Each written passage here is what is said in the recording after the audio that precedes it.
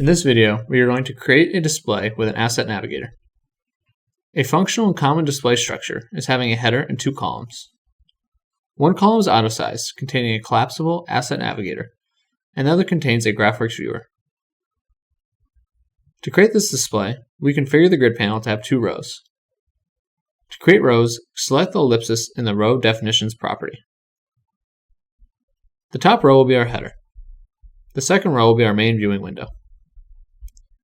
We want the viewing window to be most of the display, so adjust the height accordingly.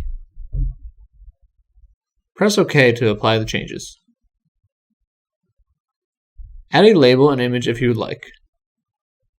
In my example, I will add a title, ICO University, adding an Asset Navigator, and the Iconics logo. To create the columns, we need to add a split panel. To add the panel, go to the Home tab, and under the Shape section, select the Panel button. Drag the split panel onto the display and adjust the width and height to be automatic. Name the two grids inside the split panel, Panel 1 and Panel 2.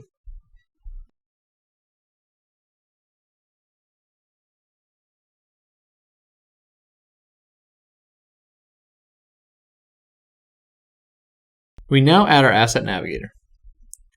Go to the Controls tab and select Asset Navigator.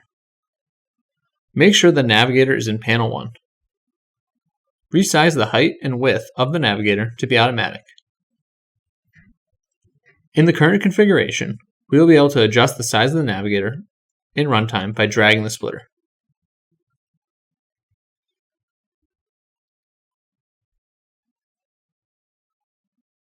If we want to make the Navigator collapsible, we need to create a command to show and hide Panel 1. To do this, right-click on Panel 1 Collapsed and select Copy Property Reference from the context menu.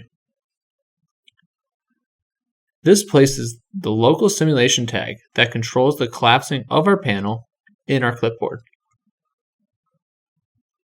Now we need to create a button of sorts to write to this local sim tag. A common practice is making a bar dividing the display that collapses the Navigator. To create the bar, draw a rectangle in Panel 2. Make the height automatic and adjust the width to 15 pixels. Change the horizontal alignment property to left.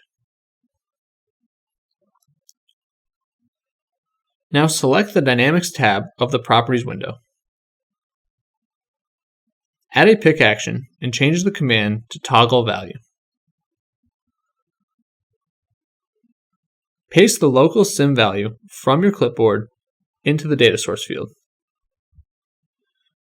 Enter 0 for value 1 and 1 for value 2. To make the example more realistic, add a GraphWorx viewer into the right panel. To add a GraphWorx viewer, select the Controls tab and select GraphWorx 64 Viewer. Adjust the height and width to be automatic. Add a display file in the source field.